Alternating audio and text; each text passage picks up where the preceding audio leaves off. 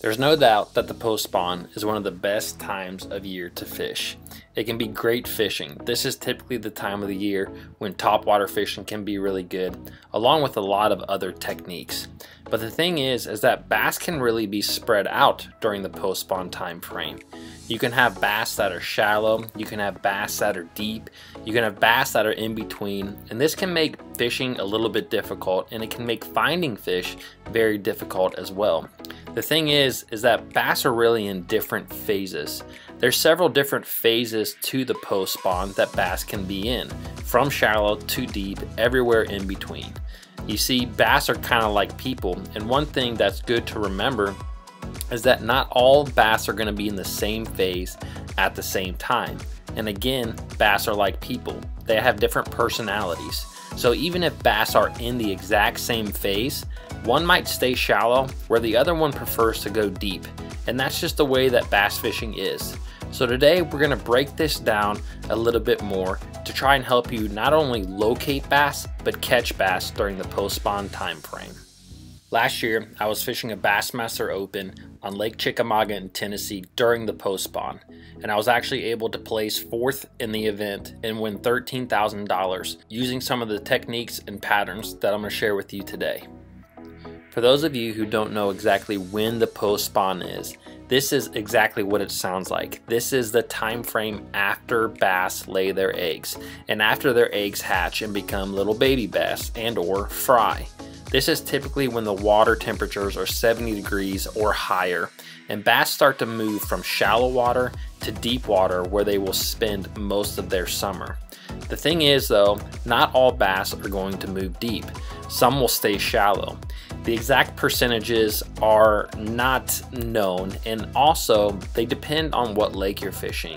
For example, lakes that have a large amount of shallow vegetation and or good cover up shallow, there's probably a good chance that a larger population of bass is going to stay shallow than lakes where shallow cover is not as prevalent. For instance, on lakes where there's a lot of shallow cover, 50% of the bass may actually stay shallow, while the other 50% may move out to deep water. But it is often said that during the summer, 90% of the fish are behind you if you're fishing on the bank. I'm going to go with the standard 80-20 rule, stating that 80% of the bass are going to move to deep water and about 20% are going to stay shallow. Again, bass are just like people. They have different personalities and they do different things. The first thing we want to talk about is the general migration of bass in the post-spawn from shallow water to deep water. You see, as bass leave their beds, they are typically going to stop on some of the first pieces of structure that they come to. A lot of times this can be something as simple as the first channel swing bank that they come to. It could also be something like a secondary point. Bass use secondary points in the pre-spawn before they head up to their spawning grounds. And in the same way, as they move out to deeper water, they will stop on these same secondary points on their way out to deep water. A lot of times, they may even stay there for a little while, and you can catch a lot of bass on secondary points before summertime. Eventually, bass will make their way from these secondary points and other pieces of structure to the main lake where they're going to spend their summertime. While this is the general movement of bass during the post-spawn, there's a lot of different factors that go into exactly where the bass are going to be located. There's a lot of different phases of the post-spawn. Depending on what lake that you live on or what lake you're fishing, there are different patterns that are going to happen during the post-spawn. And there's different reasons why bass are going to be in one place over another. Today, we're going to focus on 5 different phases or 5 different patterns that you can target to catch more bass during the post-spawn. We're going to look at fry guarding bass. We're going to look at bass that are focused on the Shad Spawn. We're going to look at bass that are focused on the Bluegill Spawn. We're also going to focus some attention on looking at staging areas. And then last but definitely not least is your early summer patterns that can hold some of the biggest schools of bass that you will find all year long. After female bass lay their eggs, a lot of times they will leave the spawning grounds and start looking for food. However, the male bass is going to stay with those eggs until they hatch and become little bass. These little bass are known as fry. And a male bass is actually going to stay with the fry for a couple of weeks, if not a month or so, basically protecting the fry from other fish that want to eat the fry. So a lot of the time, you're going to find fry and the male bass that are guarding the fry pretty close to the areas in which they spawned. However, they might seek cover a little bit more. So you may find that the fry balls and the male bass that are guarding them close to docks or close to other pieces of cover like lay down logs and trees. One of the best things about this is that fry are typically easy to spot.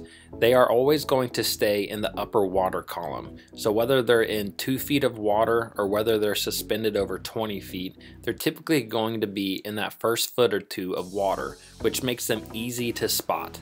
Now with that being said, you can't always see the bass that's actually guarding them.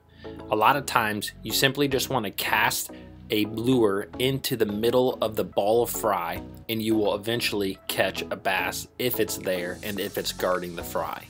One of the best ways to do this is simply using a wacky rig. Cast a wacky rig to the ball of fry and just wait for your line to start taking off. Catching fry guarders is actually a great pattern to utilize during your tournament. This can be an easy way to catch a bass, and it can also be an easy way to catch a limit. Now you may think that just because you're targeting males that you actually won't catch any big bass, but the truth is if you're targeting fry guarders, eventually you will catch some better than average sized bass. And the best thing about it is sometimes you can actually find different balls of fry and just target them in a tournament, which allows you to get a limit very quickly, where then you can move on to target bigger bass if you want to. There are a lot of other different ways to catch fry guarders, but I'm going to do a specific video on that in the future. So make sure to subscribe so that you can catch that video when it comes out. Another phase of post-spawn bass fishing is the shad spawn, and this can be a fantastic time to be fishing. The bad thing about it is there's a very small window in which shad are actually spawning and the bass are actually targeting it. This is typically the first few hours after sunrise or the first few hours before sunset. Shad typically need hard cover to spawn on, so places like boat docks, riprap banks, clay points, bank grass, and other submergent grass can be great places to catch bass during the shad spawn. One thing to know is that certain factors can actually elongate the shad spawn, and that includes really cloudy conditions or low light conditions and also muddy water. Sometimes in muddy water, the shad will actually spawn throughout the entire day. So keep that in mind when you're fishing. As bass start to move from their spawning areas to deeper water, they're going to stop at areas where the shad spawn is occurring. Again, this could be riprap banks, but one of the most popular places that you can typically find a shad spawn is on big marina docks. Now sometimes these marina docks can be over deep water, such as 30, 40, 50 feet, and the shad will be just underneath of the floats, and they'll actually be spawning on the floats, and in turn the bass will be just underneath them. So although you might be in 30, 40, 50, 60 foot of water, the bass are going to be just under the surface, gorging themselves on the shad that are spawning. The best way to catch bass during a shad spawn is to obviously mimic exactly what a shad is doing. So using lures that look like a shad are going to be the best, which includes spinner baits, white swim jigs, topwaters, and swim baits. You can cast these lures in between docks and around bank grass to catch shad spawn bass. I'll be doing a more detailed video on shad spawn in the coming weeks, so stay tuned to find out more about shad spawn bass. Now another phase of the post spawn is actually a bluegill spawn, and this can actually extend all the way throughout the summer. During full moons and new moons during the year, again from post spawn to summertime, bluegills will actually move up into shallow water and spawn as well. And this is a great time again to locate giant bass. And this is also a great time for the bass to get revenge on bluegills that have been terrorizing them throughout the spawn. The best thing about the bluegill spawn is it can be very easy to spot. Bluegill are going to spawn in some of the exact same areas where bass spawn, as well as utilizing different areas like secondary points where you can also find bluegill spawning. It is easy to see their beds because of their tight honeycomb-like features, and you can also see if bluegill are actually on the beds or not. Typically, if you find a bluegill bed where there's a bunch of bluegills on the bed, there's going to be bass close by, and sometimes these can be giant bass. There are several different ways that you can target bass that are eating bluegills on bluegill beds. One is to fish through the bluegill beds with something like a swim jig or a swim bait or a topwater.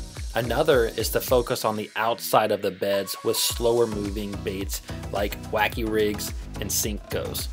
Another phase of the post spawn is what I call staging areas. These are areas where bass that are moving from shallow water to deep water are basically going to stop for the time being to recuperate for a little bit. They may feed on bluegills and shad during those spawns, but they also may just stop there because of an object like a stump or a grass patch just to rest up before they move out to deep water. One of the best things about a staging area is a lot of times you can have a number of bass pass through this area. It's kind of like a highway for bass. During that open on Lake Chickamauga that I talked about earlier, I found one of these staging areas where bass were pulling from shallow water to deep water, and they were staging on a grass flat. Every day I had new fish coming to the area, and I was able to capitalize and catch a lot of bass that were moving in and out. The fifth and final stage of the post spawn is actually going to be one of the first stages of the early summer, and that's your early summer schools.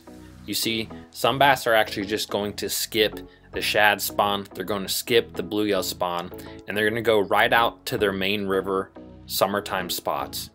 Again, bass have personalities, so yes, some are going to stay shallow and they're going to feed on bluegills. Some are going to go to the shad spawn, and some again are going to go right out to their main river ledges.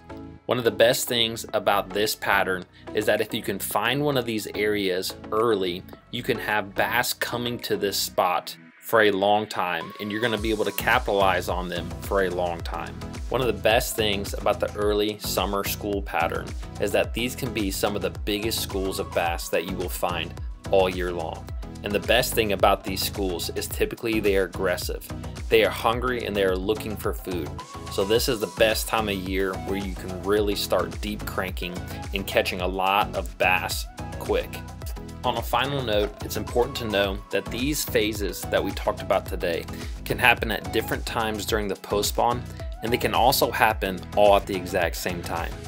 A few years ago, I was fishing in Bassmaster Open on Lake Norman in North Carolina, where actually I saw a bluegill spawn, a shad spawn, a bass spawn, and summertime schools all happening at the exact same time. So keep in mind that these can happen at different times and all at once. I hope you guys enjoyed this video. If you like it, well, then hit the thumbs up. If you really like it, please share it with a friend and subscribe. And don't forget to check out Columbus Barrel Co. for the most awesome bass fishing hat you will ever find. Thanks guys, have a good one, and I'll see you in the next one.